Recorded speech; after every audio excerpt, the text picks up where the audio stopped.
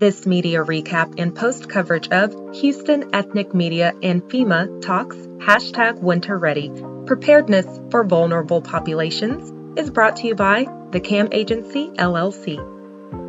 Nearly 40 reporters from diverse, multilingual media outlets attended the Houston Ethnic Media Roundtable on January 30th at the Southwest News Group. The event, led by FEMA, centered on educating the public about winter preparedness, especially crucial as the third anniversary of Winter Storm Uri approaches. This roundtable marked the first convening by agencies involved in natural disaster preparedness with ethnic media from across Greater Houston.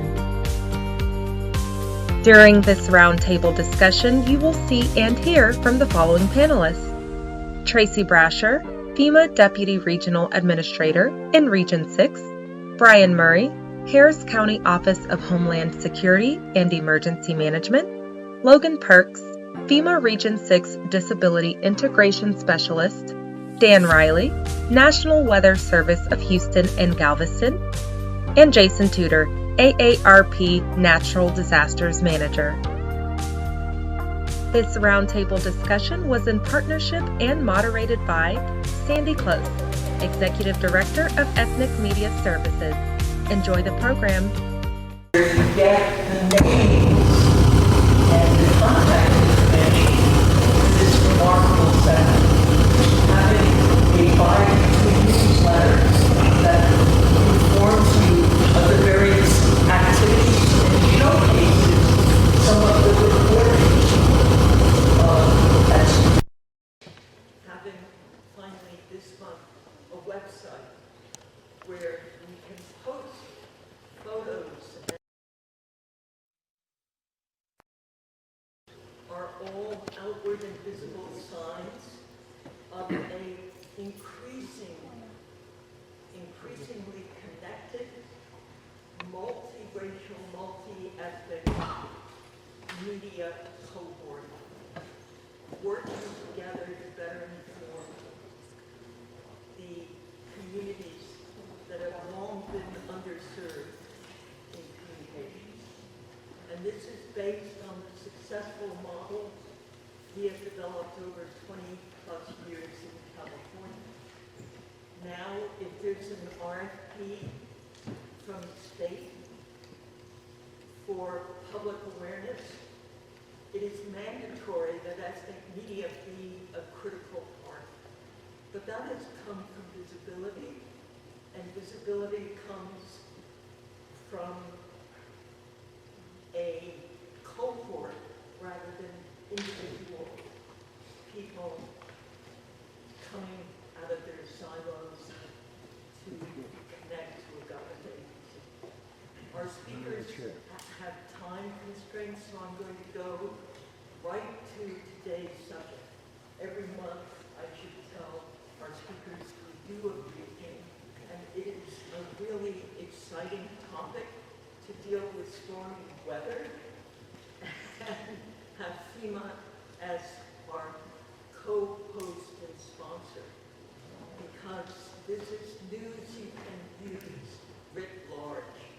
So I want to introduce Mr. Ayala, Juan Ayala, who is Deputy Director, Region 6 External Affairs for FEMA. And this is really the first time I have been able to interact directly with FEMA representatives. I have asked Mr. Ayala to introduce our distinguished panel, but just one last minute, thank you to all our media colleagues. I look forward to meeting you individually over lunch after the presentation. Thank you, Mr. Ayala. Thank you, Ms. Close, and all of you for being here today. I'm going to be speaking a bit louder, and I'll ask the panelists to do the same as we have people joining us remote as well. As she mentioned, I am with FEMA's Office of External Affairs for Region 6, which is for Texas, Oklahoma, Arkansas, and New Mexico. I also would like to thank Mr. Lee for hosting us here at this wonderful facility, and again, each of you for taking the time to be here today.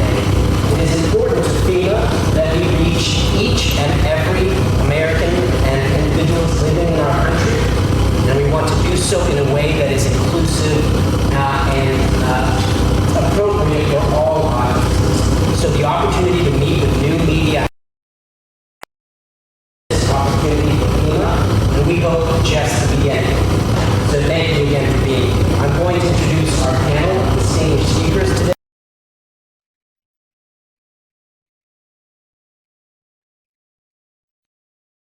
Our regional office, which is located in Denton, Texas.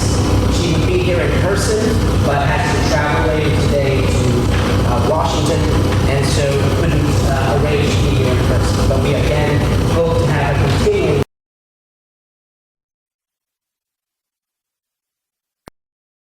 our panel. Joining us first from the Harris County Office of Homeland Security and Emergency Management is their Deputy Coordinator and Public Information Officer, Brian Uri.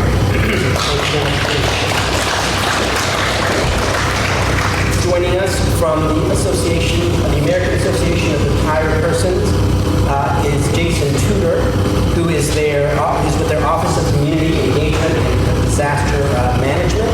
Obviously very important for coordination with FEMA. We thank Mr. Tudor for being here. From my own team, located in Austin, Texas, is Logan Perkes with our Office of Disability Integration. She is focused on making sure that our work includes people with disabilities, racial and ethnic minorities, gender non-conforming communities, older adults, children, and people residing in state-run facilities. So again, part of our broader outreach program. And then joining us from the National Weather Service is Dan Reilly. He is a warning coordination meteorologist with the National Weather Service Houston, Galveston area. He has been working for the National Weather Service for 30 years, 14 of those here in the Houston, Galveston area. And then I have joining us remotely the Deputy Regional Administrator for FEMA Region 6. She, in partnership with the Regional Administrator, is responsible for all FEMA work within our 5-state region. And she has been with FEMA for a number of years now, but before that, worked for the state of Texas, worked for the U.S. House of Representatives, and worked in nuclear energy weapons facility and safety. So she has a long and distinguished career in emergency management, and due to her time constraints, she'll be providing us with some remarks, and then we'll open the floor to a couple questions directed for her. Then she will drop, and we'll open the rest of the panel, and then open the questions for them. So with that, I would like to welcome our Deputy Regional Administrator, Traci.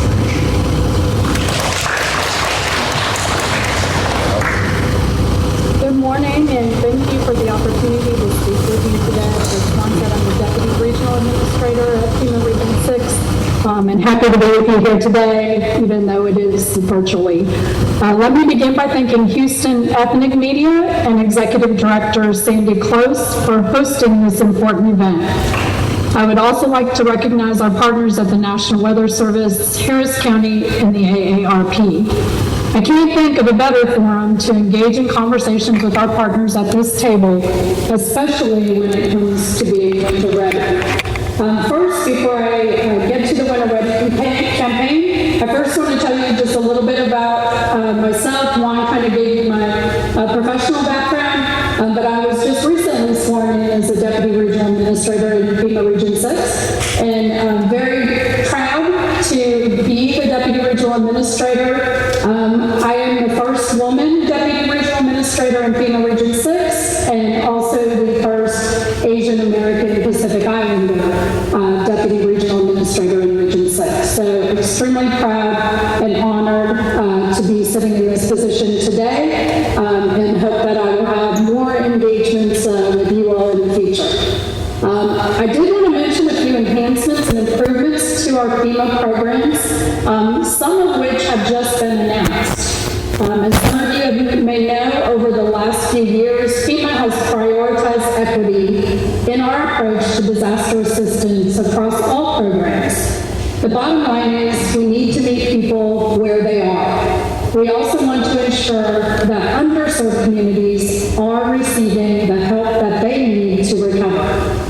Just over a week ago, we announced significant updates to our individual assistance program, which helps individuals and families recover after disasters. These changes include quicker access eligibility for property and home repairs, and an easier application process for survivors to jumpstart the recovery from disasters. These changes are really the most significant updates to survivor assistance that FEMA has made in the last 20 years. In the past, the limitations of federal assistance have delayed disaster recovery for too many, especially those communities that are disproportionately affected by disasters. Last November, FEMA published Achieving Equitable Recovery, a post-disaster guide for local officials and leaders. This is a first-of-its-kind framework to help rebuild communities in a more accessible, inclusive, and equitable manner. These are steps in the right directions, but we still have a lot of work to do. So as I've said, we need to meet people where they are, and this time of year, that means preparing them for winter weather. Last fall, FEMA launched the first ever Winter Ready campaign to encourage everyone to prepare for hazards that come with winter weather. Everyone should be winter ready, know your winter weather risks, be fire safe, travel with supplies and precaution, and take steps now to prepare. I am sure everyone remembers the 2021 severe winter storm. It was certainly a deadly winter storm that brought snow, sleet, freezing rain, ice, and several days of extreme cold temperatures affecting millions in Louisiana, Oklahoma, and Texas. Impacts included frozen pipes, roadways that were either shut down or impassable, wreaking havoc for first responders, and downed electrical systems, leaving no electricity across large geographical areas that were experiencing sub-zero temperatures. The National Oceanic and Atmospheric Administration noted that it was the coldest winter storm from Texas since 1989. Because areas in this part of the country are not accustomed to those long-lasting severe winter events, many did not know how to stay warm and safe during severe winter weather. This is why this campaign is so critical. It is imperative that we better prepare our most vulnerable populations for these type of events. Using the hashtag #WinterReady, we've been giving the public and our stakeholders, federal, state, local, and tribal emergency management partners, information they need to keep their communities safe. This winter hasn't been too bad so far, but we have already had an Arctic blast, and we must not be complacent. It is just a matter of time before extreme winter weather impacts our area again. Some of the tips that we've been providing is to always remember to safely use portable generators. Portable generators emit carbon monoxide and odorless, colorless gas known as the invisible killer, causing fatalities and illnesses annually. Never use a generator indoors or in partially enclosed spaces. Follow manufacturer instructions for safe usage. Install battery-powered carbon monoxide alarms inside your home as per manufacturer's recommendations to detect dangerous levels.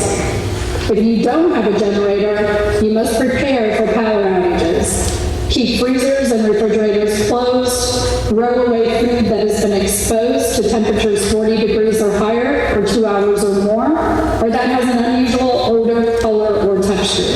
Do not use a gas stove or oven to heat your home. Make alternative plans for refrigerating medicines or using power-dependent medical devices. And go to a community location with power if cold is extreme and you can't heat your home. Preparedness is not just a month or even a season. We must practice preparedness year-round. Many of the tips we're talking about this winter, like generator safety, are also applicable to hurricane season. And like those of you on the Gulf Coast, we're also thinking ahead to June 1st. Developing comprehensive winter emergency plans and emergency preparedness kits tailored to our community's unique needs will ensure you are well prepared this winter. Winter preparedness can save lives. Shortly, you will hear from our regional disability integration specialist, Logan Perkes, about how we are assisting people with disabilities and older adults. Before I close, I would ask that you help us to share this message. Keeping your various audiences informed is a good opportunity for both of us to serve our communities. I would also ask you to please use our FEMA Ready website as a resource. That address is www.ready.gov. It has valuable preparedness tips for all types of disasters that impact our region, and includes helpful information for businesses, kids, people with disabilities, and older adults. Please also stay engaged with our media team who are with you today in Houston. Nakia and Juan will be your connection to FEMA going forward. We hope that this roundtable is just the start of a relationship where we work together to help our communities stay safe, informed, and prepared for the many different types of hazards they might encounter. Thank you again for the opportunity to join you today, and I believe I have time for a few questions before you move on to the rest of the panel discussion.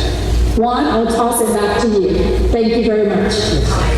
I'm going to moderate the questions from the media, and I just have one quick first question. You said there were very important new initiatives by FEMA that have just been announced. Could you briefly repeat that? I think for some of us, we may not have heard that as distinctly as we need.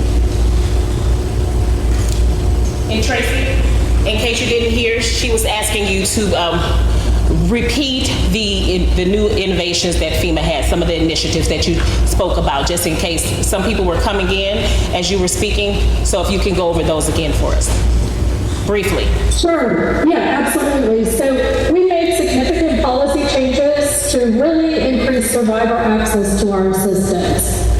These updates are the most significant updates in the last 20 years to our individual assistance program at FEMA. So a few things that we've done is streamline the application process, cutting some of the red tape, expanding eligibility, reaching more individuals, and aiding faster recovery, all while building back stronger.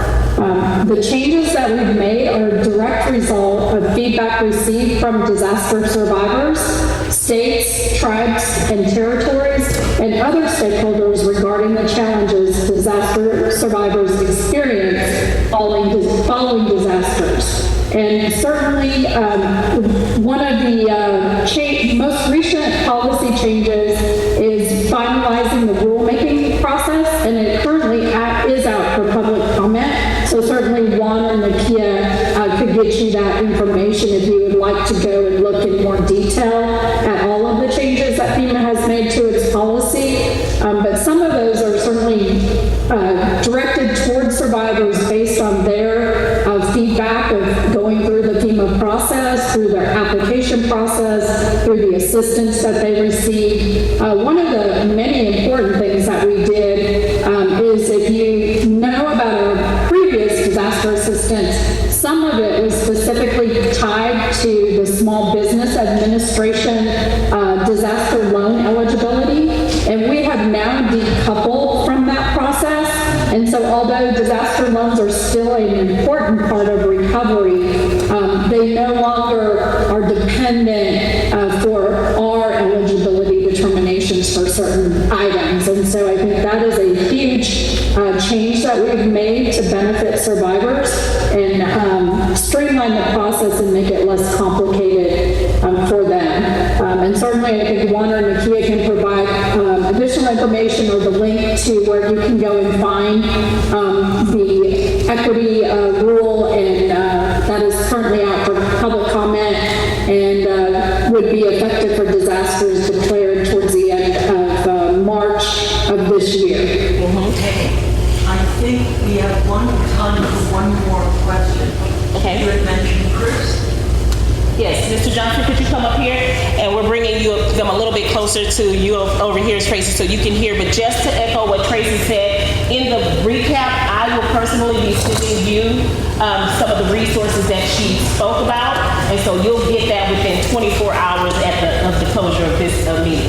Okay. Mr. Johnson? Okay. Hi, Traci. How are you? What can community organizations and media outlets do to help you guys get the message out to these communities in a more tangible way? I think there's a number of things that we're doing. I think one, engaging with us is just the start, right, and having this roundtable discussion, but then echoing some of the things that we put out in our Winter Ready campaign using the hashtag Winter Ready, focusing citizens to our ready.gov website and encouraging them to prepare for disasters.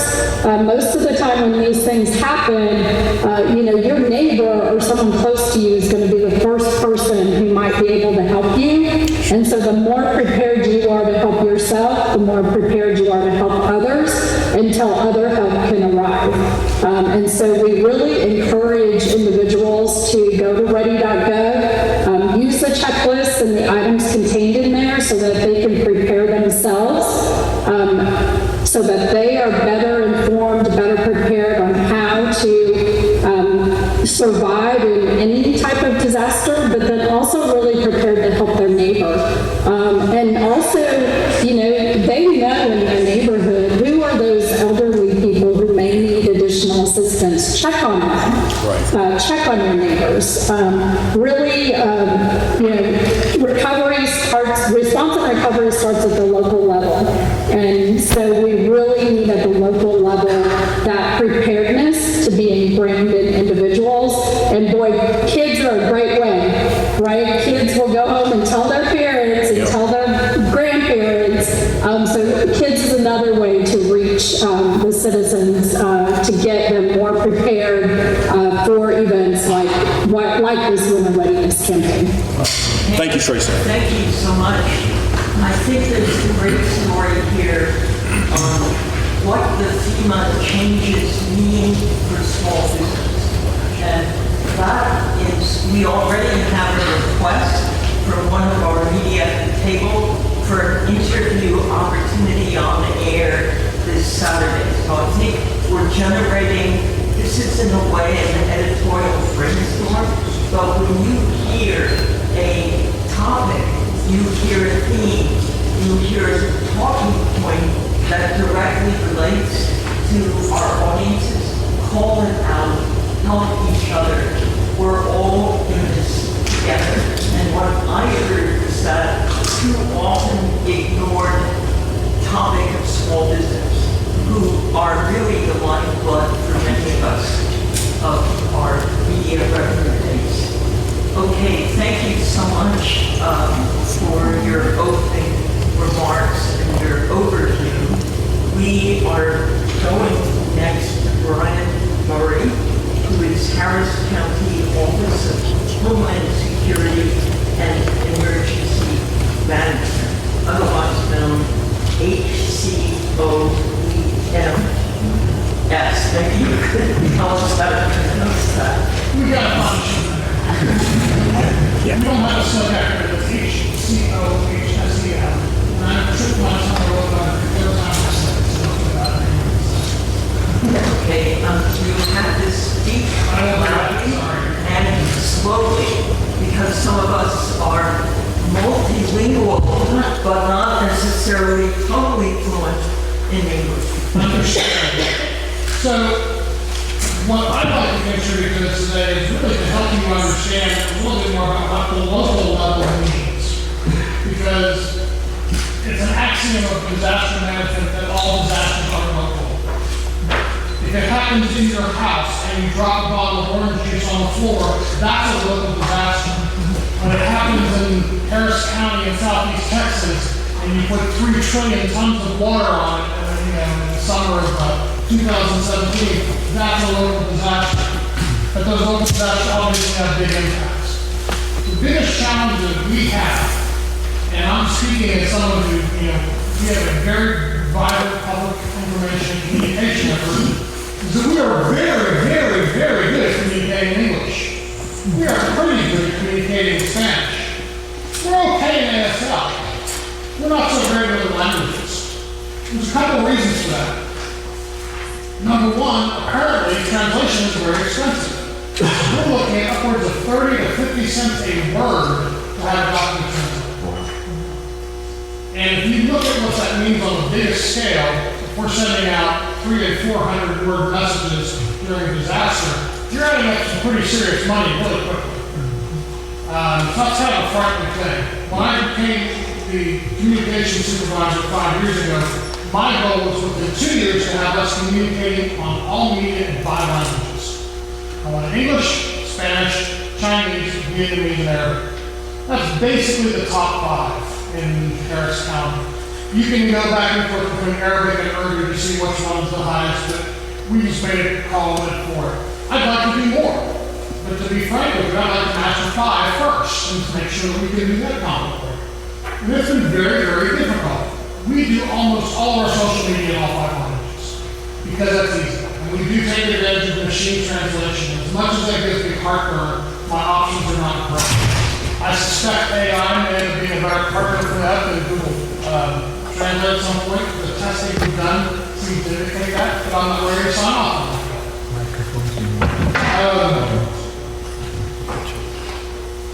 It's a struggle. It's a struggle for us. It's a struggle for us when we do outreach to reach different communities. We're one of the only emergency management agencies in this part of Texas that actually does American Sign Language and Reilly. It's very easy. We maybe hire a company to do it. It's ridiculously expensive, but it's worth it. Because somewhere between 20 and 30% of the population has some sort of sense of loss that means that they need that sort of assistance. But the problem is, the deaf community is very, very insular. They rely on each other for everything. Just how do we break into that community when we're not trying to flip them into that social going? We get some of the same situations in other ethnic communities, whether that's Asian, whether that's African, no matter where they come from, the situation's the same. People tend to rely on each other. So what we've really been trying to do is work very closely with our nonprofit partners because most of them do have inroads to those communities. It's not perfect, it's not always pretty, but the difference between what we do now and what we did during Harvey, much less Hurricane Ike, is night and day. The Winter Storm of 2021, as I said, was a huge disaster. And I'm not sure which disaster we're talking about. The part where the lights went out for 5 days or the part where we froze over. So someone can clarify which was the actual disaster there. I actually think it was better than the lights, just going to say that. But we were able to reach out and help people much more quickly than we were in the past. We were able to partner with the folks at FEMA much more quickly to get information. They actually took care of the printing of things in multiple languages for us and got that out at the centers where they were helping people. But the biggest challenge that we have every day is figuring out how to get inroads into our different communities, whether it's ethnic communities, racial communities, whatever. That is our biggest challenge. I'm really hoping I can hear some things from some folks today that'll help give us some clues on how to do that better. Because it's a community, whether it's the biggest part of Houston, the smallest part of Houston, we're all interdependent, and every single person's recovery affects their neighbor's recovery. So that's my thing today. Thank you for being so transparent about language access challenges. I would just say in California, with the Department of Emergency Services and various other state and local agencies, ethnic media, in-language media began by translating for these departments when there was some advertising support for the effort. It is very difficult at this point, after the pandemic has clobbered so much of the revenue base of many of our media with the closure of small business and other changes. It's very difficult to do everything pro bono. So this month, we're doing a very limited but important public awareness ad buy for BARK. And while BARK is the Humane Society on Stray Dogs, it has a lot of public interest. And that immediate sort of experience factor that is important. So it's a pilot. And Mr. Murray, we may want to share with you the results of that. It draws on very successful experiences with ethnic media and emergency services, among others, in California. But the point of today, in many ways, is to showcase the extraordinary access ethnic media want to provide in a kind of one bill, one buy way, so that you're not completely inundated with multiple requests and multiple interpreting.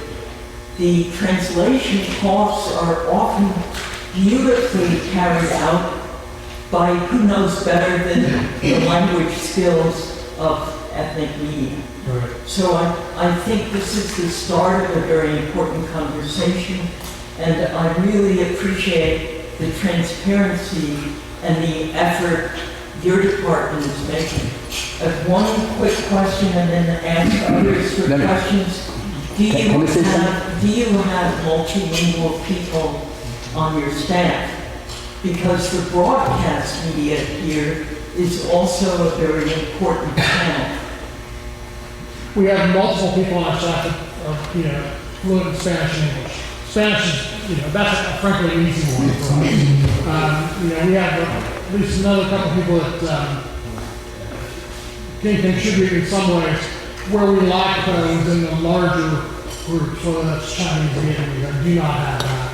That would be, the ideal would be to have, But those are bridges that can be crossed. Mr. Lee. Yeah, let me say something. Thank you, Sandy. This is the first time officially we could make such a federal, local, thing. But let me ask you this. I want to say that International Management District, I've been chair for the last 20 years. We were more than happy to help you to translate in different languages. Because I've been personally printing many language newspapers in my printing press. It's not the issue. The issue is that we need to have to continue this kind of meeting with your guy to let our people know. As you know, 25 years ago, in this road on Bel Air Boulevard, it's a road land. But today, we really create most new immigrants coming this part of town. So, Brian, I will guarantee you the International Management District will help you free of charge to translate everything, whatever you want, okay? Because we as a nonprofit, we are taking care of this area. We have a $1.7 million budget, for doing all those things. This is the first time I heard of a language problem. We're going to take care for you, okay?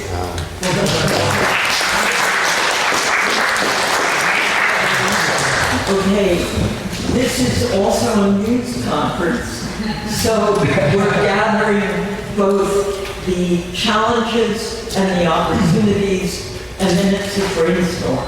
So I know this is not your normal mainstream news conference where we as journalists gotcha, right? No, this is more a community engagement to leverage our audience reach for agencies such as yours to better inform people. So our next speaker is Logan Perkes, FEMA Region 6 Disability Integration Specialist. And as the first speaker, Traci Brasher, made clear, targeting people with disabilities, and all of us who grow old eventually have disabilities. So I have a huge stake in this. This is a primary challenge during very serious weather conditions. So thank you, Logan, for joining us, and we're looking forward to hearing from you. Thank you for having me. And I have... Excuse me, I have to speak up. Yeah. I thought next time we'll get microphones, but the acoustics are very good if you speak up. Yes. Thank you for having me. I'm excited to be here today. And I have a lot prepared, so I'll start with just a little bit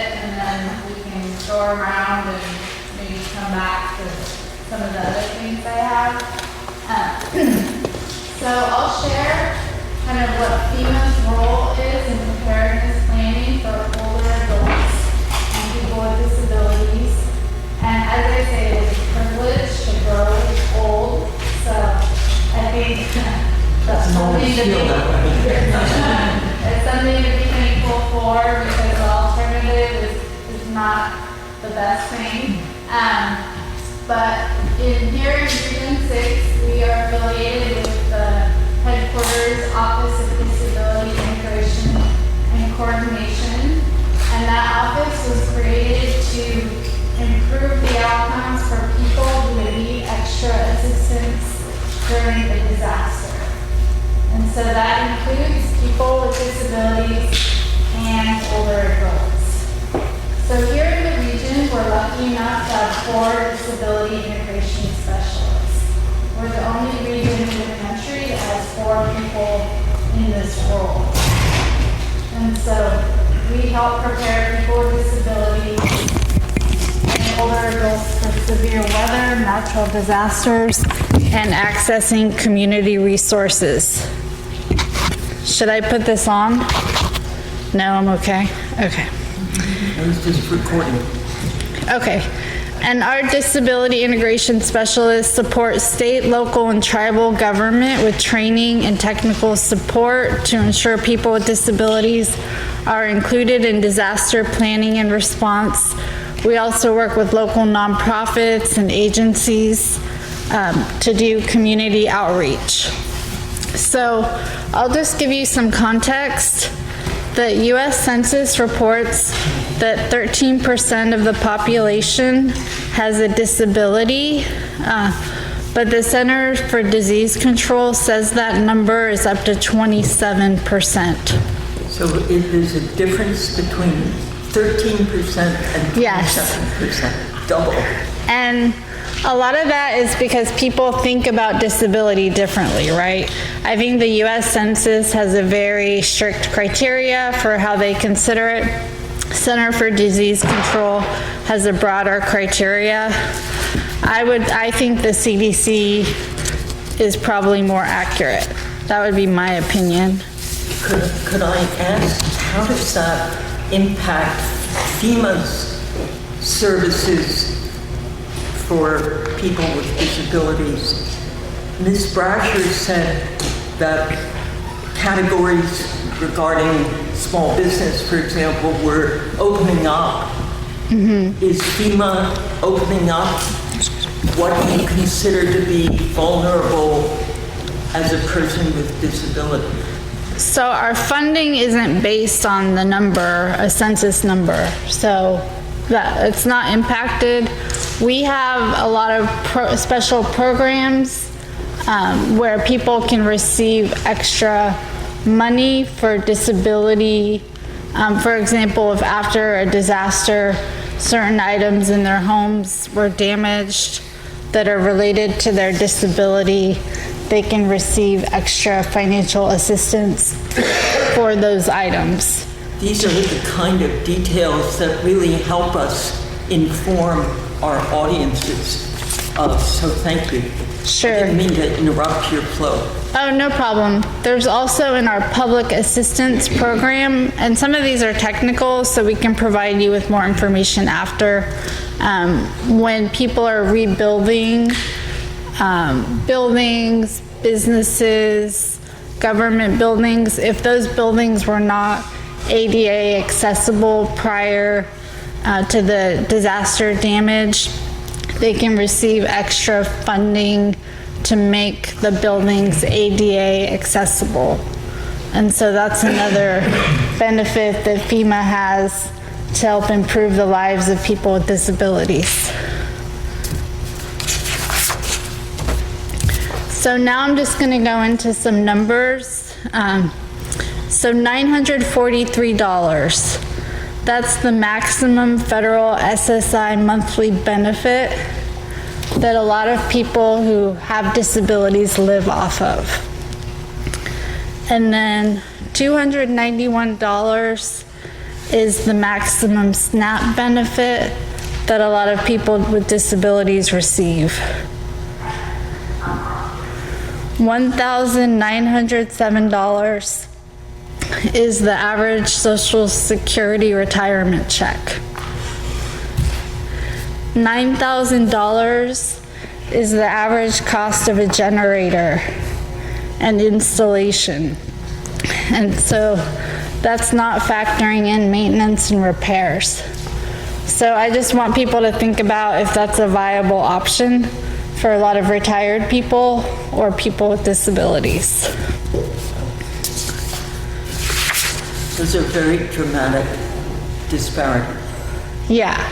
So I think it's really important that FEMA does talk about generators and generator safety. And many people can afford to get a generator, but a lot of times people with disabilities and older adults who are retired or low income, it's not something they would be able to afford. And it's also not applicable to people who live in apartments. So I'll stop there. I have a lot more tips, but... Let's ask some questions, because you have your finger on such important information that impacts older adults, and many of us reach older adults who may or may not have disabilities, but it's all sort of a common group. Questions? I have one. This is home for me because my mother right now has been sick and bedridden, but we're blessed enough to have generators and stuff like that. But she does have nurses that come every day and change, treatment rooms for death sores. Even if she had to leave, she's one of those people that they were not able, some of the people can't just chill at the house because they don't have that. How would people get like medical assistance in a disaster? People who need medical care every day. Okay, we get them out the house and get them to a safe location, a warm location. What about their well-being after that point? Right. Yeah, so one of the things to factor in, it's on my list for preparedness, is if someone has a caregiver or provider that comes into the home and they know that a storm is coming, they should have a discussion with that caregiver or provider. What are we gonna do? Or if the roads are, blocked. So what some people did, like for Winter Storm Uri, which Traci Brasher referenced, a lot of people were completely caught off guard. So they went without their caregiver or provider for 5 or 7 days. And so other people, their caregiver or provider was stranded at their house, which also is not ideal because they're separated from their family. So a lot of these, there's not an easy solution. These are systemic problems, but having those discussions ahead of time to see with the caregiver provider that if there's things they can do to prepare, like if they can leave extra medication, or if they can train other family members to do some of those tasks while they're out just on a temporary basis. Who does one, Mr. Murray, if in Chris's home his mother gets stranded, he's miles away, can't get there, does she or he call your office? Who do you call, I guess, when that situation, and that was such a real problem with the great storm? Yeah, so let me address both of those if I could, and if I run too long, I apologize. No, not us. We are not usually the ones you will call for that. That is usually a 911 call.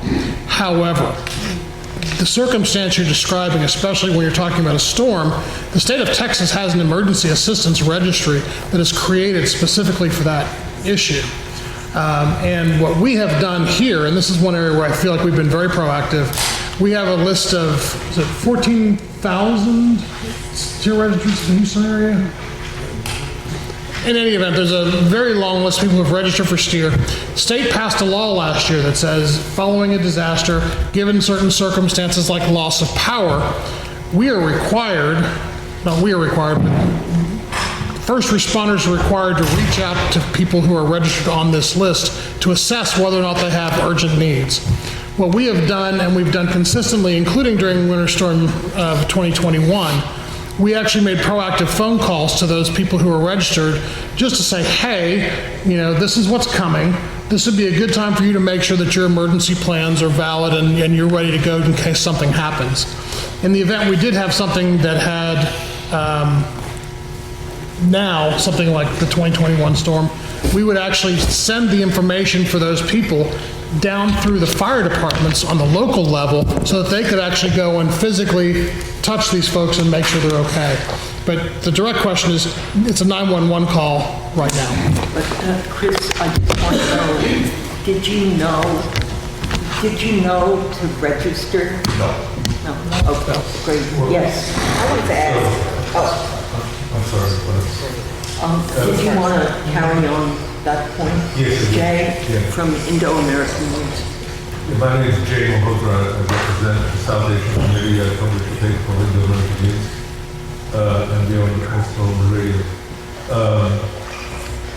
Something that I wanted to ask both of you, Logan as well as Brian, but it's a general question.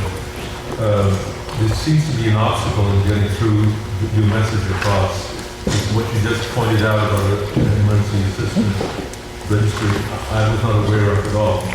And yet, I'm one of the old-fashioned guys that still get these Chronicle of the House for the last 45 years. And I didn't see anything like that in Chronicle. So, bless the businessmen and the other ones, because, they're very specialized. But the point is that if you're reaching out to the ethnic media, I don't get the message. I have not received these messages. I don't get the TSAs. And by the way, something that Sandy mentioned about pro bono strikes really at the heart of what we do. A TSA which is paid gets more attention, obviously, because we have limited time, limited space.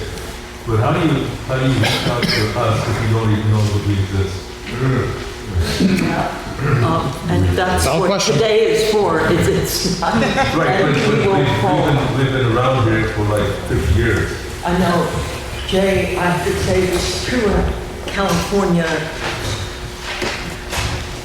The leading state agencies looked at our expo and said, wow, I never knew there were so many and it was so big. Right, but we have great restaurants and we go out to eat. Right. Anyway, this is an important conversation to have. So thank you for being here. Part of today is to learn that what it is we don't know. Yes. You don't know what you don't Right. know. And today is sparking all sorts of connections to what we don't know. So also you guys are generous because you're offering yourselves as sources. That if we tag and email to you, met you at the Roundtable, Yes. you'll respond. Yes. Okay, we have time for one more question before we go to our next speaker. Please, ask your question. Hello, everyone. Thank you so much for taking your time to be here today and to address us. My name is Alexis Jones. I'm a local news TV producer. I wanted to ask, what's the emergency plan for the homeless population with a disability here in Houston? As a citizen who may be aware of a storm coming, because I hear it on the news, and I'm also trying to prepare my family, who do I call as a citizen if I see somebody that's homeless also with a disability that needs assistance? And I ask that because I actually saw this recently driving on the freeway, an older gentleman, senior citizen in a wheelchair. This is their memorial, and we knew the winter storm was coming in, and my son was in the car, and he really asked me, Mom, like, where can he go to get warm? And I was like, that's really a good question. I don't know who to call. I don't know if it's 911. I didn't know who to call to let someone know, because he was hit with both whammies, right? He's in a wheelchair, he has nowhere to go, he's homeless, and really 3 because he was a senior citizen. I just kept thinking that somebody can come pick him up. So I was just wondering what the plan is, or as a citizen when I'm driving, who do I call to get that person assistance? Can we go to both of you because you're being so helpful? You first. I can answer on behalf of the county. So the situation you're describing of, you see somebody who's homeless who may need assistance, I actually believe that would be a phone call to 311 as opposed to 911, and they will be able to help coordinate that. The bigger question of your plan, 2 weeks ago when we were looking at the potential deep freeze here, the biggest single concern that we had was our homeless population. And the reason for that is pretty obvious. I mean, these are people who are generally outside, do not necessarily have resources. So we do a couple things. Number one, the Harris County Sheriff's Office has a homeless outreach team that will go out and proactively seek people out. They will offer them as possible supplies. They will also take them to missions and other shelters as they're available. We also work with some of the other agencies that specialize in helping the people, and especially families who are experiencing homelessness, to try and get them into indoors as best they can. That's obviously limited, but there's a lot that goes on to try and proactively reach out to those communities. That includes not only the folks that you may see downtown, but there's numerous encampments of people experiencing homeless throughout the county. They will go out there, determine what the need is, and try to make as many, make arrangements for as many people as possible. It's important to know they will go out and they say, hey, do you want help? Because they can't force them to do anything and they won't do that. But there's an extensive effort that goes into that before each and every large-scale incident, certainly a weather incident that we're aware of. Does FEMA have any services in the aftermath of a major weather event that are specifically aimed at supporting unhoused people? So in terms of FEMA, we get involved in terms of the broader agency when there's a federally declared disaster in terms of financial support. In my specific role, I can provide more proactive services that doesn't have to be during a federally declared disaster. And so that's how my role is a little bit different than a lot of other people within FEMA. So to answer this specific question, it would be handled at the local level. So Brian already did a good job of addressing it, but I can use this to plug the FEMA app, because I don't know if you already have it, but the FEMA weather app is excellent for weather alerts, but it also has shelters, and so it posts any warming centers. So if you see anyone that you feel like would benefit from a warming center, if you have that app downloaded, if you open it, it'll show you any type of shelter that's open in your immediate vicinity, so you can share that information. But there are a lot of innovation from local, county and state emergency management agencies, especially on the West Coast, on helping unhoused populations. But in terms of FEMA, since we're at the federal level, we're not really doing much on that. Okay, that's very helpful. Now we get the weather forecast. This is extremely relevant in developing our coverage today, and I want to welcome Dan Reilly with the National Weather Service Houston, Galveston, to the speaker table. All right, thank you very much. And to the previous questions, I want to add the City of Houston has some parallel things going on with warming centers. Brian speaks for Harris County, but City of Houston has their own procedures and so on when it comes to that. As far as the National Weather Service, we just heard a scenario where someone was caught off guard and they weren't able to take action. And that's our role, is to let people know what to expect with the weather. That is our lane. We work very closely with FEMA, with Harris County, and the media. And we want to work more closely with Houston ethnic media. All our briefings go out to everyone I mentioned, including the English and Spanish language media. We have some Spanish language speakers on staff, including Janice here, one of our forecasters. But we want to make better inroads to the communities you all serve. And so first off, I want to add you all to our media list. And what you'll get is storm-specific information in a one-page bulleted format. And I want you to look at that. It's in English, but there may be some kernels in there that you can relay to your communities. We also, very much like Brian said, we want to work more closely in preparedness materials. And I love the things that have been said here about willingness to partner in those translation efforts and so on. So another thing I want to mention, we have preparedness guides that include things like the STEER program. Within that guide, we have that in English and Spanish. What is that program specifically? That was discussed. The STEER, it's basically people that need assistance can register. But the acronym. State of Texas Emergency Assistance Register. No, I'm glad we have others on the panel because I forgot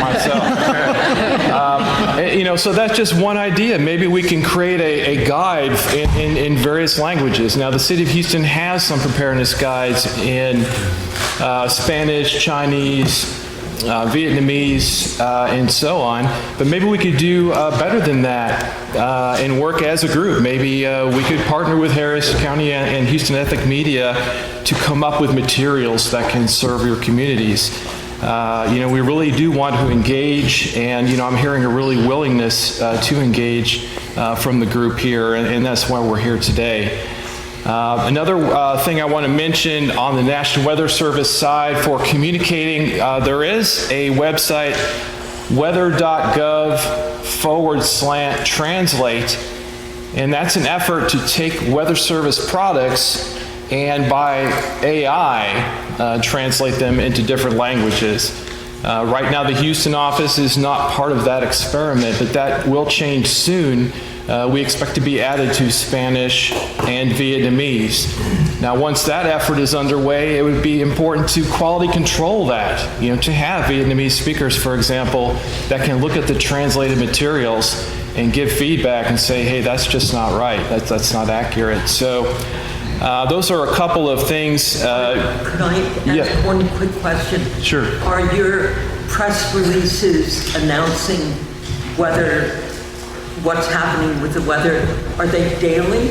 Are they social? How? Great question. We have an emailed weather briefing list that is event driven. In other words, if there's a significant storm coming, whether it's a flood or a freeze or a hurricane, we will send that information out to emergency managers, to media, and to other key partners. Could I just see a show of hands? Who gets those among our Spanish language media does, and a couple of other, but this is kind of like an open. And that's why that was my first point. I would like everyone's hands to be up after this meeting. Let's exchange business cards. We'll get you on that list so you can at least evaluate that information and see how it may be useful for you all. We can also do interviews. Of course, we can't do it other than English and Spanish. But we're happy to. Thank you. Add me to your list. Oh, thank you. Add me to your list. Mr. Price is making certain, but we will also send everybody a curated list of all these great media reps. But those are just two ideas, real-time interactions ahead of storms, so you're not caught off guard. To give you an example, ahead of Uri, it was talked about, where we lost power and people had trouble heating their homes. Weather Service was putting out graphics before that on how to stay warm if you lose power. So for people that get that, that's helpful. But if people don't get that messaging, we want to change that. We want to reach out through all our communities here in Houston, as was already discussed. So that's really my main motivation for being here, is develop these relationships and get that communication going. For the sake of our news coverage of today, can you hint at what is likely to to be the weather Yes. over the next I just don't know. No, I'm just kidding. No, as far as the actual weather, what are we dealing with? Well, in wintertime with an El Nino, which is a climate pattern in the southern U.S., we typically are wetter than average in the wintertime and perhaps near average when you average over the whole winter. But you'll often have frequent highs and lows.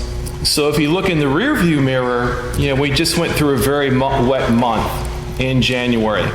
And that's very typical of the El Nino pattern we're in. We also had that week of very cold temperatures. And again, that's not unusual either. To get the last 3 years, we've had very cold weeks here in Houston, down well below freezing. In this particular case, just a few weeks ago. So going forward, what are we looking at?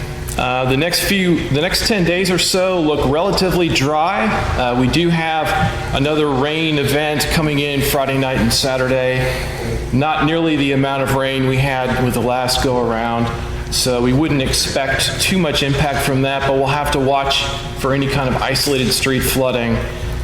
And then if you look further out for the month of February, our Climate Prediction Center is calling for above average precipitation and below average temperatures on average. So as always, when you get beyond about 1 week, it's hard to be too specific, but that's kind of the general sense at what we're looking at weather-wise. No major impacts, but the next storm system being Friday night and Saturday, we'll have to watch for maybe some street flooding with that. Do you wake up at night worried about extreme weather due either to El Nino or climate change?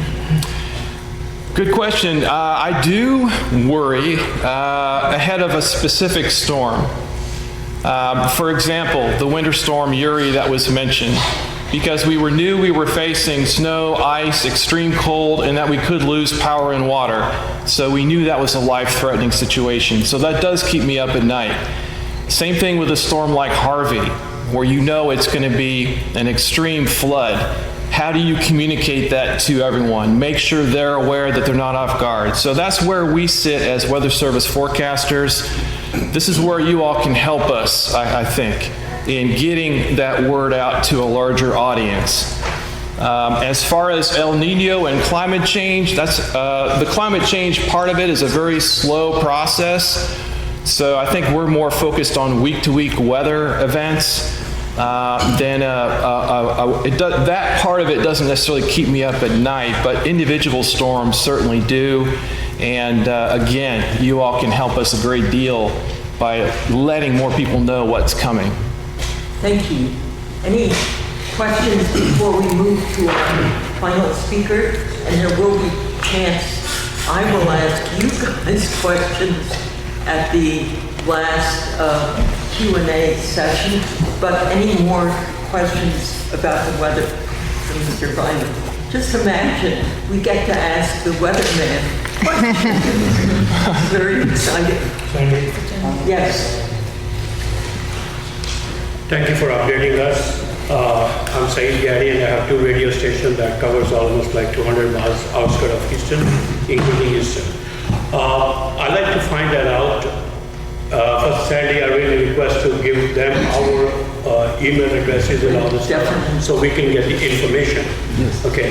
Now, when we are broadcasting this thing on our radio channel, especially in my case, do we have to own that thing that we get it from the weather center, or I mean, how do we give this information to the community so that they can see that this is a very authentic place? So how do we play that thing, or how do we give this information? Do we have the permission to do that? Yes, you would receive that in English, and you're certainly free. That's public information, so you could relay that in any language. We're not going to be sued for copyright infringement. No, not at all. This is all intended for public release, so there's nothing protected about that at all. And if you need clarification on any element of it, give us a call, and we'll describe what we're intending by a certain message. So we will have the right to mention that coming from the weather center, and this is what it is, so that because people sometimes they want to see that this is authentic or not. Absolutely, the National Weather Service. So that that's our role is to be that sort of trusted weather voice. So yes, please refer to us, and we would definitely want that. Last question before we move, or do you want to save it for the round? I have a question. So kind of you're a meteorologist, that's your term? Yeah. So like what kind of tools are y'all implementing to find this information? Is it something that y'all use collectively as a nation with America, or is it something localized and you're relying on our south side type of sensor? Yeah, great question. Our area of responsibility is 23 counties in southeast Texas, from Houston, Galveston, out to College Station, and over toward Livingston. And so we're focused on that, but there's 122 other field offices that are also forecasting for their area. And then we have national centers that we're coordinating with, the Hurricane Center, for example. And so, it's kind of a web of meteorologists, but our focus is we have about 15 or so meteorologists on our staff, including Janice and Jeff here, that are working the desk 24 hours a day, 3 different shifts, and, looking at a variety of things: radar, computer modeling, satellite data. And that's kind of it in a nutshell. Just because of the interest of time, sure. And we want to leave about 10 minutes for roundtable observations, thoughts, recommendations. We're going to go now to AARP. And just for historical reference, I mentioned this to AARP guests today. When we started in California back in 1997, New California Media, the very first government agency, and in this case a nonprofit, let's just say Washington-based nonprofit. Definitely not government. Said, hey, we want to be there, we want to sponsor you. And I didn't even know what sponsorship involved was AARP. So there's a special fondness on my part for welcoming the speaker from AARP. Thank you. Mr. Tudor. Thanks, Sandy. I appreciate the invitation to be here. AARP, for those that don't know, is a national nonprofit membership organization that advocates and provides service and education for people 50 and older. We have 38 million members. With here in Texas, we have 2.6 million, and in Houston, the city of our Harris County area, we have 600,000 members. Why does this matter? We have immediate access to those members through our communication channels. We can share partner information, including our own information, but also our partner information. I'm here today to talk about why disaster resilience and disaster preparedness is important to AARP. If you remember back in 2017, the Houston area experienced the worst, most disastrous flooding in its history. But Houston wasn't the only place in the United States or in North America that was affected that year by disasters. We also had the hurricanes in Florida and in Puerto Rico, where we saw nursing home patients in Puerto Rico die in their beds because they were without power for over 10 days. We saw thousands of Puerto Ricans die in Puerto Rico after Hurricane Maria because of lack of access to power and emergency services. And then shortly after that, in the following year, we saw in the Camp Fire in California, people dying in their homes, in their wheelchairs, burning to death because they couldn't evacuate. AARP said enough. We have to change the way older adults are included in emergency planning and disaster resilience education and services. So we, the following year, partnered with FEMA and said, let's figure out what's going wrong. What are the gaps in education and what are the gaps in planning that we need to fill so that this doesn't happen again? And so over the course of 2 years, we researched the issues from Harvey to the Paradise Fire to the issues in Florida and Puerto Rico.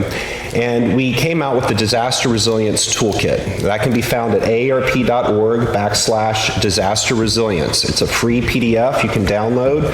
It's also mobile site accessible. And it lists all the issues that we had identified that pertain to older adults and why they're disproportionately impacted by disasters. In the Great Freeze here in Texas, over 60% of the deaths were people 60 years and older. In Katrina, over 70% of the deaths were people 65 years and older. And there are reasons why that they're disproportionately impacted. And what we're doing now with our partnership with FEMA and the American Red Cross is taking those gaps and figuring out a way to resolve them. So for example, you had mentioned earlier, I forgot your name, I'm sorry. Todd had mentioned, what do I do? I'm a caregiver for my mother. She lives at home. What do I do if we need to evacuate? What do we do to prepare? This is an issue that we're finding all over the place because one of the challenges is that we found is that disaster planning is really focused on long-term care facilities and institutional care, but only about 5% of people over 60 live in long-term care settings. The vast majority live at home and they're being helped or taken care of by their family members. So we've got to do a better job of educating people where they are and connecting to them the resources that they're available to them. We also need to do a better job of making sure that there are resources for them to go to. So are our shelters prepared to take in caregivers? If they aren't willing to go to a shelter, are we willing to put up the money to make sure that they can go to a hotel? Because what we have found is that older adults are more willing to evacuate if they know that there's a specific hotel room that they're going to go to. If not, they're going to stay at home. So in Florida, for example, they're putting out the money to make sure that there's plenty of hotel rooms available, and they're prioritizing older adults to make sure that they have access to them. So there's plenty of different ways that we can start addressing this. We're just at the beginning of it. So where AARP stands is we're offering all of our communication channels available to our partners, whether it's FEMA, Red Cross, county officials, to access our members through email, text messages. We have teletown hall services. We can host and sponsor media conferences, whatever it may be. But I think communication is one of the key pieces that we can really support with that. Could I ask one question and then ask people? Repeat that web address again. Sure. It's aarp.org/disaster resilience. And I apologize that I didn't put that on your handout that you have in front of you. That would have been really helpful, but aarp.org/disaster resilience. I had a question right at the tip of my tongue and I've lost it. Who has a question? Right. So I wanted to follow up on that. I was really pleased that you mentioned the collaboration that AARP has with FEMA. And it's what, 2 years old, you said? 3 years. 3 years.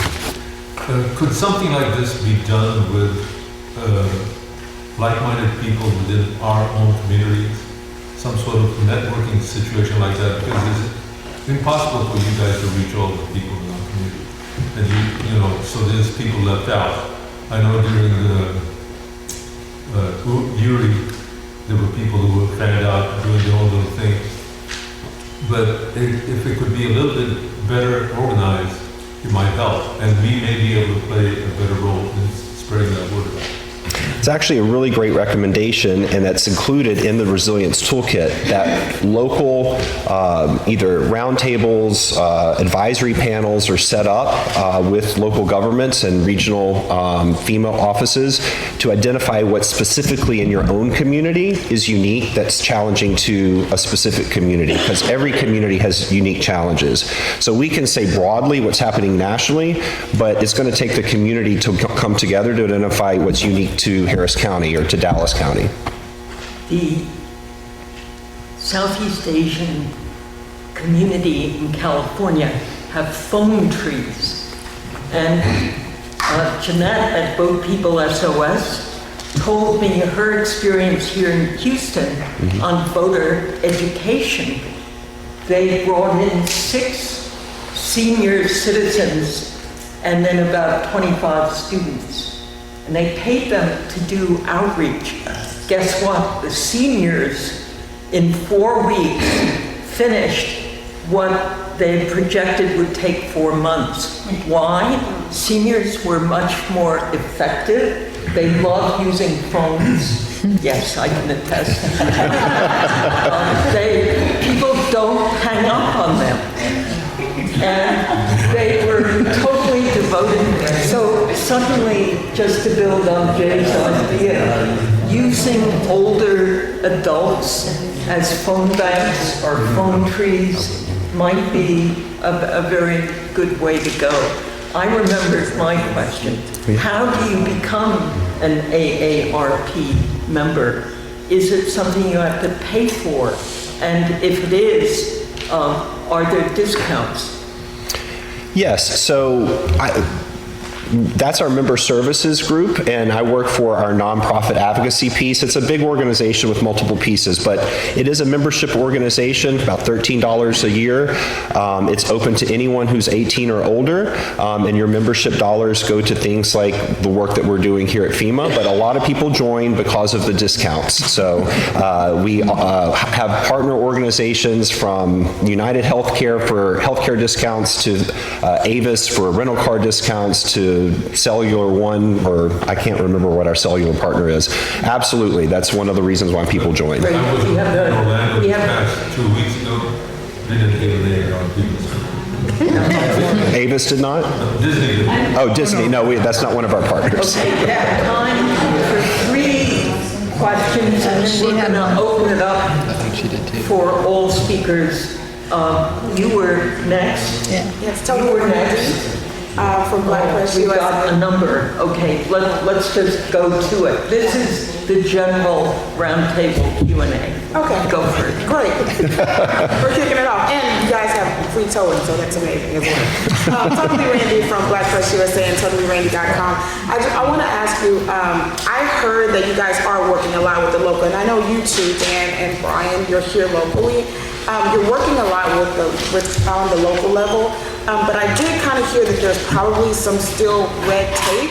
Have you guys identified any opportunities that you can leverage now to work with the federal and national level can work with the local level to make the process a little bit more smoother and just kind of continue to help people? I'll jump into something that FEMA and AARP are working on at a national level that will help at the local level. So one of the main issues that we found after 2017, 2018 was the amount of applications a resident has to fill out in order to receive disaster assistance. There's a bill going through Congress right now that AARP is behind that FEMA has helped write, which makes that into one application now. So once that bill is passed, then if there's a disaster, residents will only have to fill out one application to access all the available disaster recovery funding available to them. So that's, I think, one example of how national partnerships can look at a local issue, because that's a very personalized issue that can be improved. And just to follow up really fast, I'm in the digital sector, so a lot of our information and a lot of the way that we reach the audience is digitally. So it's social media, it's digital streaming platforms. Have you guys thought about the way you creatively storytell or create content to get the messaging out to reach that audience as well? So from the people perspective, if I can, we have a YouTube channel, Twitter, Facebook. We are on many different aspects of social media, and we encourage you to use what we post on social media and share with your own audiences. And if there's ways where we can help tailor some of the messaging we have to your specific audiences, we're open to doing so as well. So that's the kind of collaboration we'd like to do. That's what I was looking for. I was saying, do you guys collaborate so that we can reach the audience in that way? That's great. That's great. Yes, Mr. Reilly. Same with us, weather service. I should have mentioned that. That's a big emphasis for us. Social media, clear graphical, plain language posts. Also, we do weather briefings live for big events for emergency managers, and we record those and put those on YouTube. And those have gotten a lot of play as well. So definitely follow our social media channels also. Okay, you're next. Hello, my name is Evelyn Castro. I am from North and South Houston. And one of my questions is, I know you guys have been naming all these digital aspects that you guys communicate with, Do you guys do any direct, advertisement by or outreach with the newspapers that are the ones that reach those hard to reach within our community? Through a Comcast, not Surrey, but they did something that within Houston, it said that there's a lot of kids and elderly people that don't have internet access. So those are the hard to reach that we reach. Do you guys do anything towards, that aspect of it? Yeah, we take many calls from newspapers and give newspaper interviews. We also have them on our media list, so they'll get the material and sometimes carry that over to print. So this is the gate opener opportunity. Thank you. Go ahead, AARP. I think what you're setting me up to do is to say one of the services that we can offer is our county, our regional, or our national partners. If you have messages that you want out into ethnic media services, one of the things that we can do is put our resources behind that to help amplify that and make sure it gets there. So make sure to let us know so that we can help you get the messages out. That's great. We have time. 3 people raised their hands. So I want to call on them. Lorenzo and I'm Lorenzo, Houston former, and the paper here, Southern Chinese Daily News. I'm former disability advocate for the city of Houston. This is Mr. Lorenzo Butler. Yeah. Give me one more time. It's 900,000 people with disabilities according to the mayor's office. How do I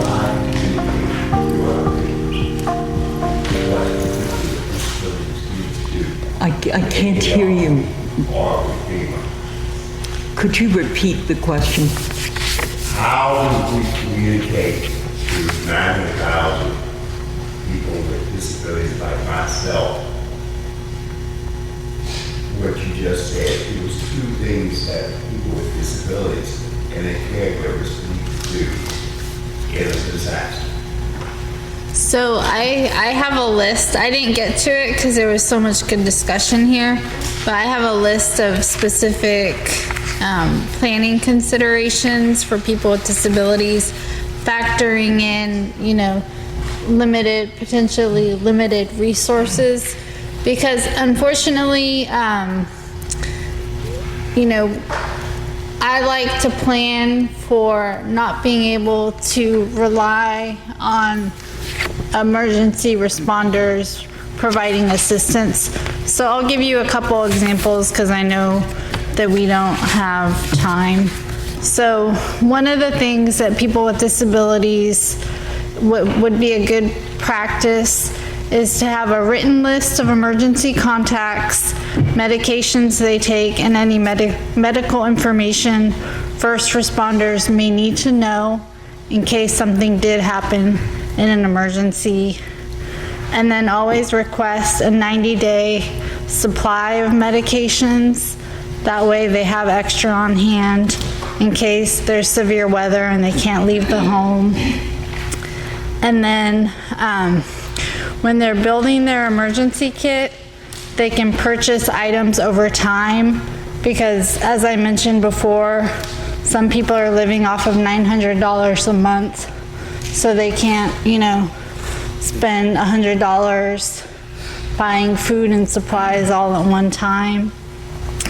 And then if physical assistance is needed, shutting off water to the house, carrying bottled water, transporting medical equipment, identify a person ahead of time who may be able to help. So that could be a neighbor, a family member, a friend who could maybe come over before a storm was coming and help do some of those items. This would be a remarkable news you can use. I hate to say it, advertorial that all of us could run.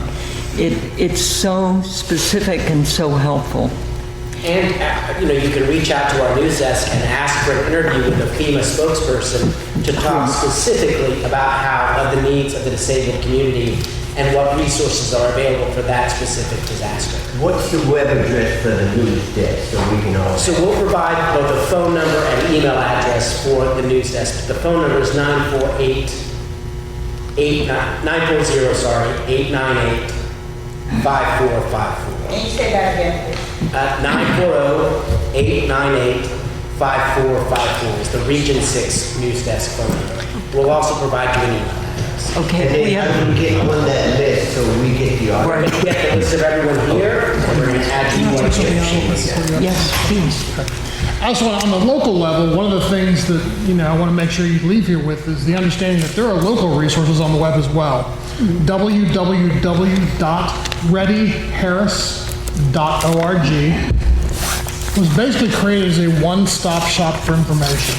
It may not cover every single topic you're interested in, but we have links from all of our partners, whether that's the National Weather Service, that's FEMA, that is the Harris County Flood Control District if you want to know what the bayou conditions are. So there's a lot of information on there that is specific to disaster preparedness, whether that's building a checklist, whether that's how to make a plan. We've even done some things featuring Olivia, the preparedness opossum, who targets her information at children. So we've tried to do a lot to reach a lot of people. In addition to that, there's a contact us button. If there's specific information that you're looking for, or you just want to, start a dialogue with us, click that contact us button. It'll lead you to a place to fill out a form, and we will absolutely respond to you. Yeah. Did you have a comment? Yes, I did. Michael with the Session Talk Show. We do a lot within the community for just the general population, young adults, children, and more importantly, seniors, 55 and up, 65 and up, several health fairs and senior expos. We'd love to have you guys actually come out and do workshops. Absolutely. Workshops. We host at least 2 a month. We'd love to have you guys come out. Yes. We do also. Yeah, we do. I'm gonna, can you just keep your remark very short? Because we have time for one more question. We're already over time. Mr. Roundtable. Yes, we attend those, either giving a presentation or manning a booth. Weather Service can be there, yeah. Okay, and Sean. My name is Song Young from Korea Journal.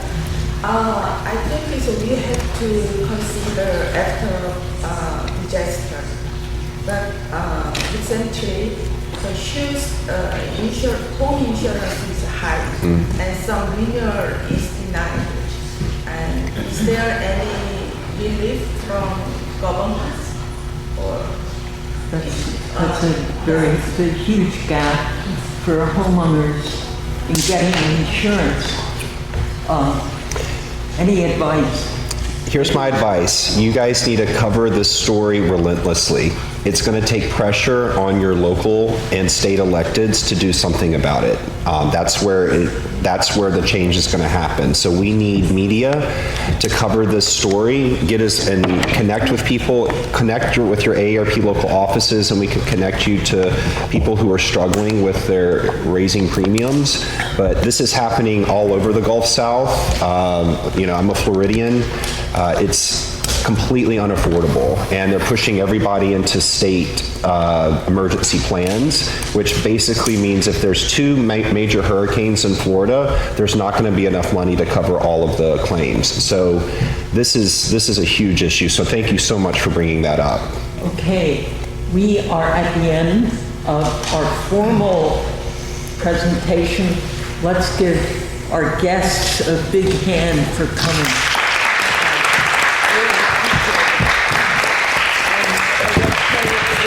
The start of a conversation.